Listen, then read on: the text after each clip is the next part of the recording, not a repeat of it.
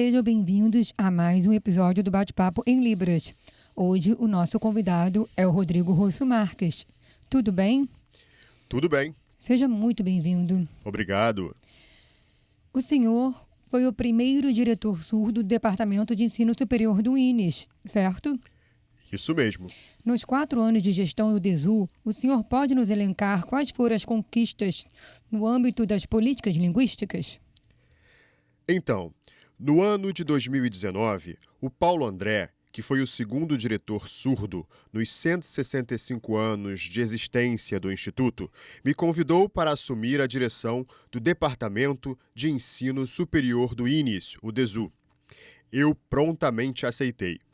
Foi desafiador porque, até então, as gestões sempre vinham sendo feitas por pessoas ouvintes, assim como as práticas de gestão ouvinte. Já tínhamos professores surdos em nosso quadro, porém, muitas barreiras ainda eram encontradas. Por isso, a importância de uma gestão surda para mudar essa perspectiva do Departamento de Ensino Superior do INES. Eu já possuía uma sólida experiência como coordenador de curso pela Universidade Federal de Santa Catarina e também como chefe de departamento pela mesma universidade. Então, aceitei assumir a direção do DESU. Nossa primeira proposta foi a mudança para uma política linguística que priorizasse a língua brasileira de sinais.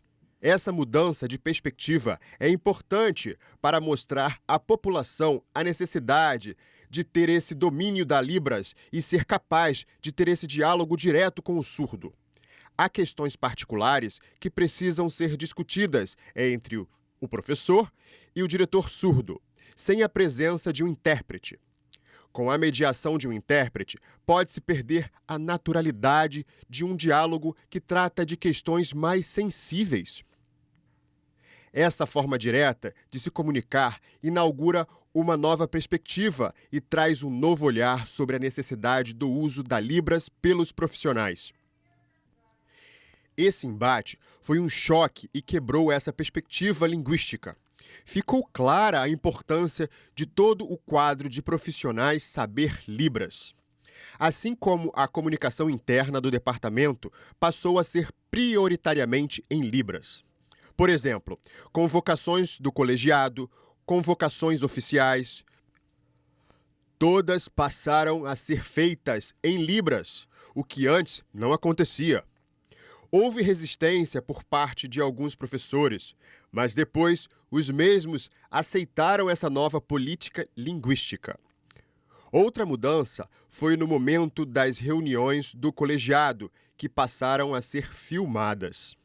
O objetivo dessas filmagens era garantir que todas as informações e articulações fossem registradas para, posteriormente, ser feita uma ata em Libras. Houve também resistência quanto a essa nova medida. Mas, aos poucos, foi sendo compreendido que o objetivo principal era a existência de registros bilíngues. A quebra dessa resistência contou com o apoio de alunos e professores surdos. E professores ouvintes começaram a usar Libras como língua de instrução, o que antes não era feito. Aos poucos, com essa nova política linguística, alunos, técnicos e professores surdos foram ficando cada vez mais fortalecidos quanto à formação linguística e acredito que essa nova política linguística siga até os dias de hoje. Foram 3 anos e meio de gestão do DESU, até ser convidado pelo então Poder Executivo. Então, nessa nova política linguística, temos o uso da Libras como língua de instrução, não é mesmo? Mas antes, já tivemos a realização de videoprovas em Libras pelo Exame Nacional de Ensino Médio, o Enem, nos anos de 2017 e 2018. Como foi o processo de implantação? O senhor pode nos explicar? Então, anteriormente, houve um processo na Justiça contra o Instituto Nacional de Estudos e Pesquisa, o INEP, reivindicando a realização de videoprovas em Libras. Diante desse processo, o INEP entrou em contato com a Universidade Federal de Santa Catarina, a UFSC. enquanto eu era o chefe de departamento, para pedir orientações sobre como elaborar essa proposta de implementação de videoprovas em Libras. Nós já possuíamos essa expertise com videoprovas por conta da realização do ProLibras, em cumprimento ao Decreto 5.626 do ano de 2005. Num primeiro momento, a UFSC tentou parceria com o INEP, porém não obtivemos sucesso. Então convidamos professores para coordenar o projeto de videoaulas. Éramos 3, eu e mais 2 professoras da UFSC. Nos organizamos para montar a proposta do projeto piloto no ano de 2017. Então, preparamos e digitalizamos o projeto, além de criar o software próprio das videoprovas. Para testar o piloto, convidamos alunos surdos das universidades. Tivemos o feedback desses alunos com várias sugestões. Depois, já no ano de 2018, fomos ao INEP para apresentar o projeto oficial de videoprovas em Libras. Minha equipe seguiu responsável pelo software, pelo modelo de layout, assim como a estrutura da plataforma com a velocidade do clique dos vídeos e com possibilidade de ir e voltar aos conteúdos. Tudo para um bom funcionamento da dinâmica entre perguntas e respostas das questões. Fizemos também todo o processo tradutório. Nossa preocupação era termos a escalação de profissionais que conhecessem a forma de apreensão dos conteúdos pelos alunos surdos. Dessa forma, os surdos atuavam como tradutores na gravação da Libras e os ouvintes realizavam a supervisão e revisão do português, de forma concomitante. Também tínhamos uma outra equipe de áreas específicas, como matemática, com professores do ensino superior, formado nessas áreas que pudessem trocar estratégias de tradução para Libras. Foi realizado um trabalho muito bom com uma estrutura sólida. Gostaria muito de parabenizar a equipe. Foi um grupo de trabalho brilhante desde o começo. Até hoje seguimos com essa base construída. E como foi o feedback dos alunos surdos que participaram? Infelizmente, o INEP possuía uma ouvidoria com contato como 0800, que não é efetivo, certo?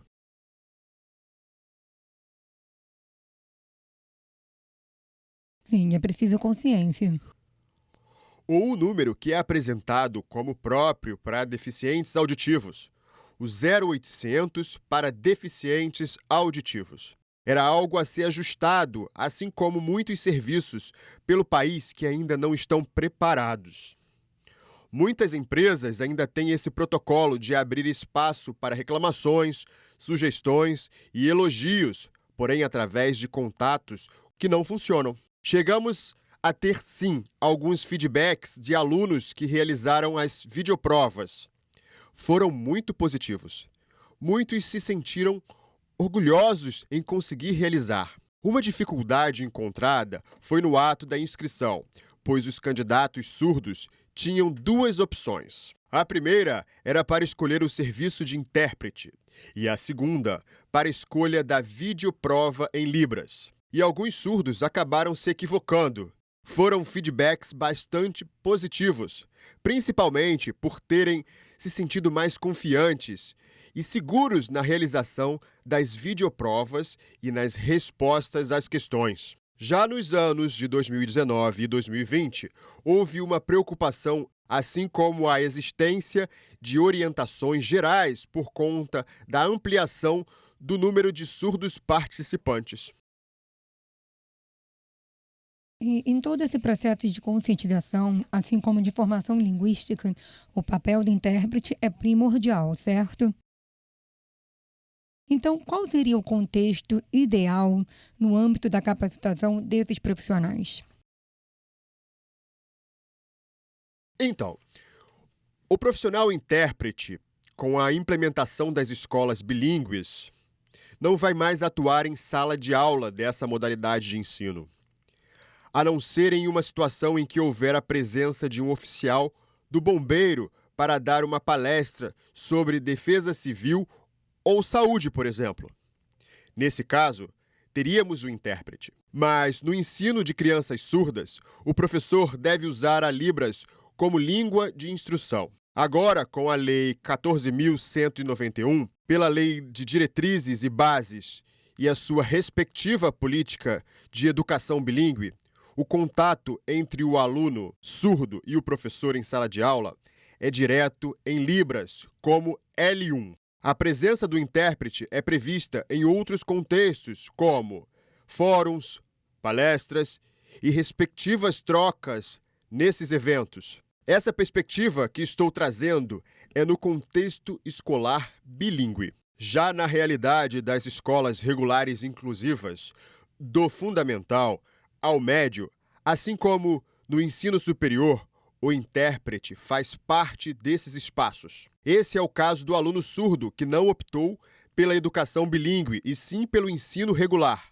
E sobre a formação de intérpretes, já temos cursos como o bacharelado em Letras Libras. Mas, enquanto professor de Letras Libras e do respectivo curso de bacharelado, percebo a necessidade de o intérprete ter mais vínculo com o povo surdo. Não somente dentro da comunidade acadêmica, e sim em outras áreas em que não há esse convívio com os surdos. Mesmo ingressando em uma faculdade de Letras Libras, inclusive bacharelado. Mesmo com esse interesse em aprender e estudar os conteúdos em Libras, falta conhecer de fato as características próprias, assim como culturais, identitárias e os movimentos de luta dos surdos. Isso faz falta quando o intérprete for traduzir o discurso de um surdo de forma alinhada com a sua cultura linguística. Vou fazer uma analogia. Muitos anos atrás não tinha o curso de Letras Libras,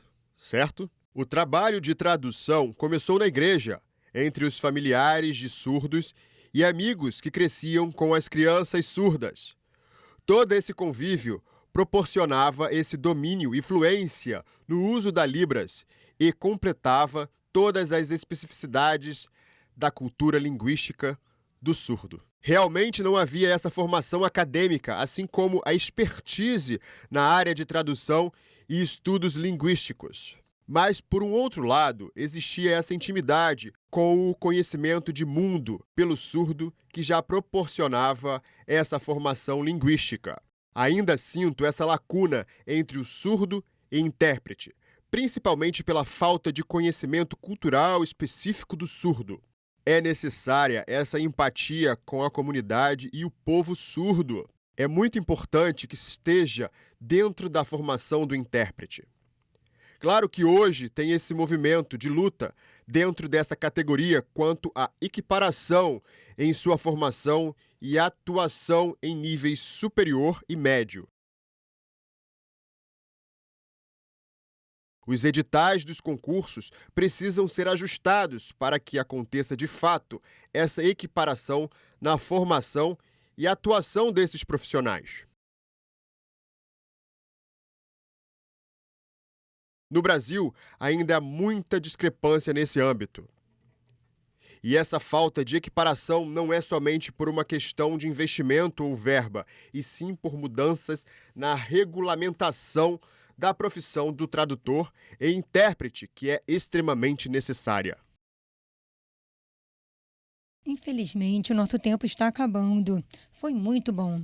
Obrigada por ter vindo ao nosso bate-papo em Libras. Obrigado.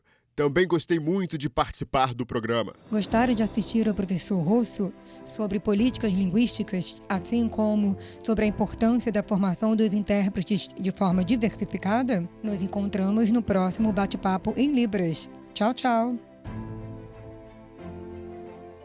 Tchau.